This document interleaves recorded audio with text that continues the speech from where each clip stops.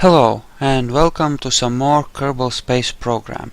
So today I thought I would show you how to recreate my Goliath MK3 interplanetary vehicle design. As you can see, I've modified it further. I've removed the mainsail engine, added 3 instead of just 1 nuclear engines on the radial boosters, and I've made some changes anyway. Another thing I've done is I've removed the side docking ports and moved the probe docking ports up to the top, but we'll go through that in detail very shortly. Anyway, so now it has 2 docking ports, 2 big docking ports and 4 small ones, and that should be more than enough. Now the tricky part here is, and we're gonna start a new vessel and I'm gonna walk you through it. Okay. The tricky part here is, well, guess getting into orbit is tricky, but we want to create a ship that is large enough to go virtually anywhere in the solar system, is fully reusable as long as it's refueled, and can bring a lander to another planet, and, you know, a lander that is capable of landing and get back. So it has to be able to move around a very large lander in some cases and be able to, you know, actually dock with it, rendezvous with it. Well, it has to be able to carry a large enough lander safely enough. So the first thing we want to do is we will add a hitchhiker storage compartment, and using the Q and E keys we will rotate it until its ladder is aligned with the command pod, like this. Now you can move it at smaller increments using shift, so there's that. Anyway, after that we want an SAS module, and then we will be assembling the bottom part of the booster here. For that we will take one of these. We will then take, where is it at? It's under structural. We will take a tricoupler. Then we will add struts, set it to triple symmetry, and strut this together like that, because this connection point here between the fuel tank and the tricoupler will wobble a lot. So then we need 3 of these engines. So there's that. Now we will set that aside. We'll be using that later. Where can we put you? We'll put you there. Okay. So now we will need RCS on this thing. It will have trouble turning on its own. Then fuel tanks, large orange ones. We will add 2 of these. Again, we want plenty of fuel on this thing. Right? Okay, so that is assembled. Now we will need a structural piece here. We will need a computer core and a nuclear reactor here, as well as another structural piece like this. There we go. Set it to 4 symmetry, strap the bottom of this together with that, and that should be good. Then we'll need to do some more strapping together the upper part, but actually we'll do that later. For now we're gonna just add a docking port. Then we will add 4 linear thrusters, because they do less of the spraying RCS everywhere thing and are better for turning, and place 4 here as well, so that we can turn our ship easily and effectively. Okay, so far so good. So we will also add 2 of these to the command pod here, so that we can move the ship backwards and forwards and rotate it as well using RCS if we need to. You can then set it to single symmetry and add whatever electronic instruments you feel that you will need on the ship. I suggest putting all of them on there so that you have them in case you need them. Actually, those, you don't want that sunk in like that there. That'll be good. Okay. So far so much for the instruments. Now we go back to the structural pieces, get a small hard point, set it to 4 symmetry. Around here should be good, I believe. We will have to probably adjust it further later on. Make sure these are aligned properly. Add another one, and then add the piece we prepared earlier, like this. So that is looking good so far. Then we get a nose cone, and this is a purely aesthetic thing which you can skip if you wish, and then strap it together with the top of the rocket. And here we want one set of struts strapping the bottom part of the rocket to the inner set of fuel tanks, like this. Try to get it as straight as possible, and remember yeah, that is not at all as... Actually, it might be easier to add it from the bottom, like this. Remember, we are trying to keep the parts count down, and we need to strap them together radially in at least one place. So we'll do that here at the bottom. Now, so far so good. We have something that might just work, but we need to get it into orbit. And yes, the probe docking port. Pick the small ones and add them a bit downward so that the struts don't interfere with the docking too much. Of course, it depends on how big a probe you want. You might put them here somewhere, or you might add 2 of them, or you might put them out on the various struts you have, like, say, like this. It's entirely up to you, but just remember that we want to keep the parts count down, so should be careful and don't get too part happy with it. Anyway, I believe we might want to move this down a bit, and that of course prevents these from working, but that's okay. Okay, that is good, I believe. Okay, so far so good. Now we need to arrange the fuel thingy, so we will have one set pouring into the inner tanks and one set pouring out of them, and that way you can add... Well, actually you would have to transfer stuff over anyway, but it is kind of necessary for the way this is launched, so it can't really be helped. Okay, so we'll take 4 radial decouplers. We will then take one of these, and actually we need to move that up. We've moved it too far down, so... Whoa, what the fuck? Okay, so here. Alright. Alright.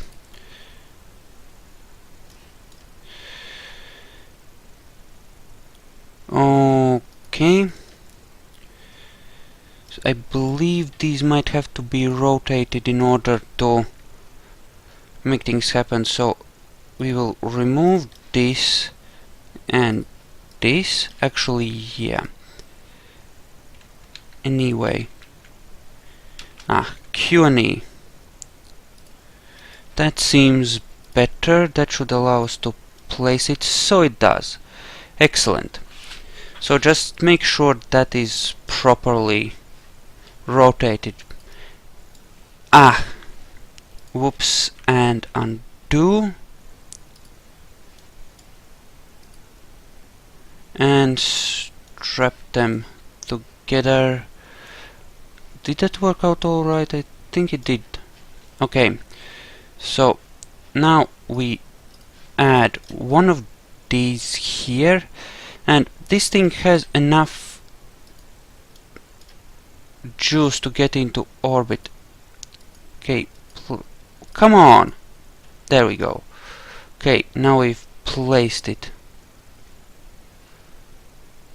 I have no idea why it didn't want to be placed. In any case, we've done this, and now we need mainsail engines to push it into orbit. It has enough fuel to get into orbit on its own. It doesn't really need boosters to carry it, but it does need more powerful engines. Also, we want to strap these back together, and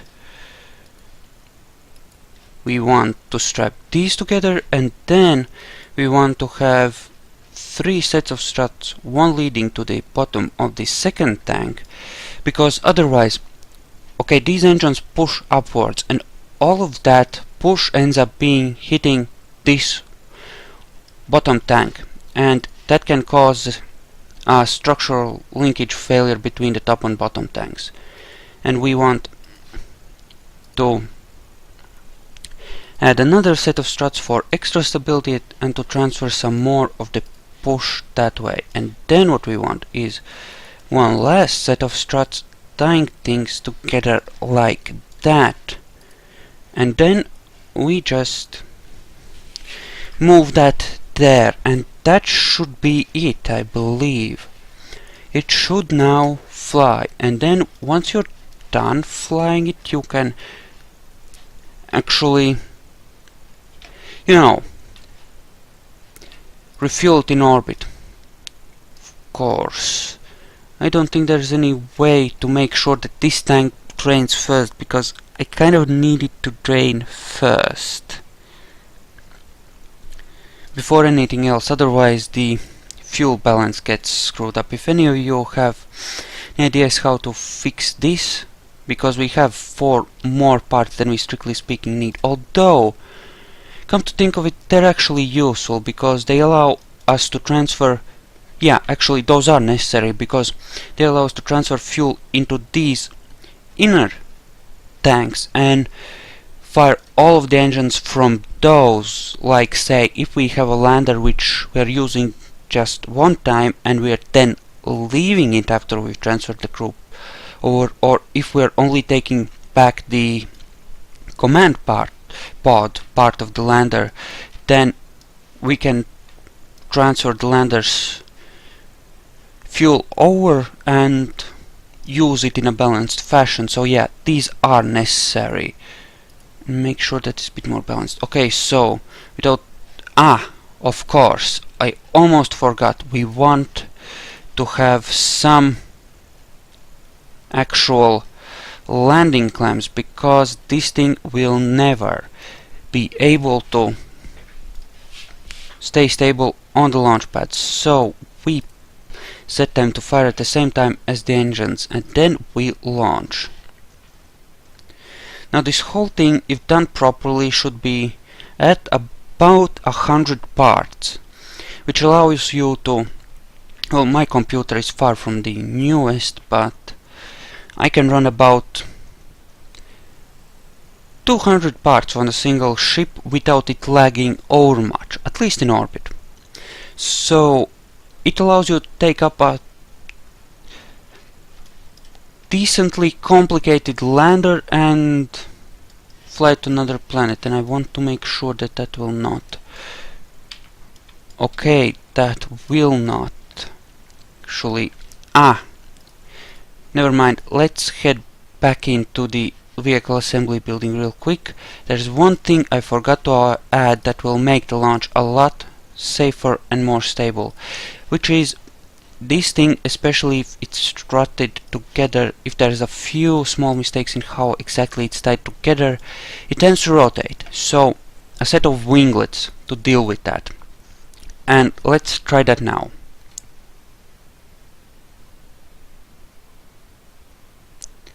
Okay, we wait for it to load, and I believe it's loaded. Almost. Anyway, make sure you're properly throttled up before firing your engines, because the thrust to weight ratio, not that amazing. Okay, and it needs to be launched in a specific way in order to get into orbit. It's not too difficult, you have a bit of reserve, but you need to do this right, so pay attention.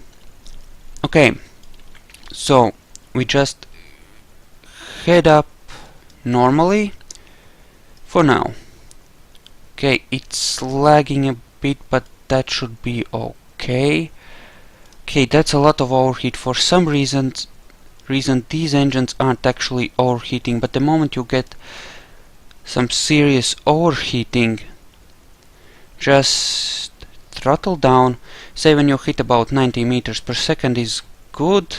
2 notches down, don't throttle down too far, you need every bit of thrust you get up there is useful. And these are draining now. Okay, so these drained first, which is exactly as we want it to be. So right now we just chill, and it's actually managing not to rotate, which is awesome. We just chill out for now and let it get up there, and then once we hit 13,000 we'll turn towards 45 and keep burning until we get a nice manageable apoapsis. So say at least 100,000, more like 120,000. Then we will detach the mainsail engines and we will continue on our nuclear thrusters. So yes, you can see that fuel is draining nicely here, but we still have some more in these outer tanks. Okay, we are almost at our target altitude. We should get ready for the turn. Yeah, you don't need to manage your speed too much because it stays below the terminal velocity, namely when the air resistance starts getting out of all proportion, at all times on the ascent, which is damn good.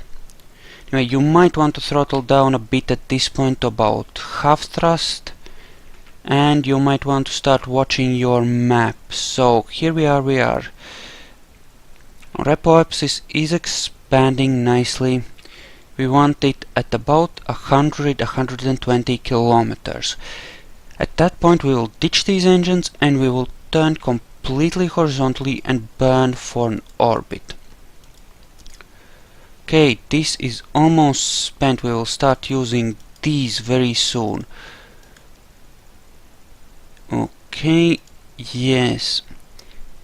Fuel wise, you should ditch those engines when you have like about one full orange fuel tank left, more or less. Okay, we are doing good. Time warp is off. Let's throttle down a little more, and okay, our apoapsis is good. Speed wise 1500 meters is good. Okay, we might want to turn the RCS on at this point for stability. Okay, and then we ditch those and we accelerate for all we're worth and burn for orbit, hopefully successfully. You might have to do this a few times before you manage it. Yes, and at this point, if you made it correctly, you should be able to time warp at least 3x reasonably safely. Okay, it will wobble like crazy if we go at 4x, but it should still be safe. Now, that is another thing which I wanted to achieve and which I to have some small extent achieved, is to actually make it safe to time warp with. You might want to add another set of struts from the bottom here to these engine assemblies if you can do that safely, and we're slightly off course, but that doesn't matter because we've managed to get ourselves a nice high apoapsis and it looks like we're gonna make it into orbit. So we can in fact consider this a successful launch. Now it will turn like a pregnant walrus, so the RCS is there for exactly this. It's meant to make this easy, so use it. It has a nice big tank of RCS. It should be very much okay. And considering that it can translate using RCS in every direction, you could theoretically even dock this with something else if you wanted to. Which is another advantage of this design. The only thing I don't like about it is how the bottom of the engine assembly vibrates or wobbles in relation to the central part here. That I do not like. However, that might be fixable with another set of struts or two sets of struts. Although at the same time it's a question of how willing you are to add more parts to this and the specs of your computer. So it's entirely up to your personal discretion. As far as I'm concerned, this works more or less. Now another way you could do it is to remove this set of struts and strap it together with the bottom of this bottom of this fuel tank here to this here, like that and like that. Okay, sort of V shape, but it's, like I said, entirely up to you. And we've managed to climb into a nice comfortable orbiter. We still have some fuel left over.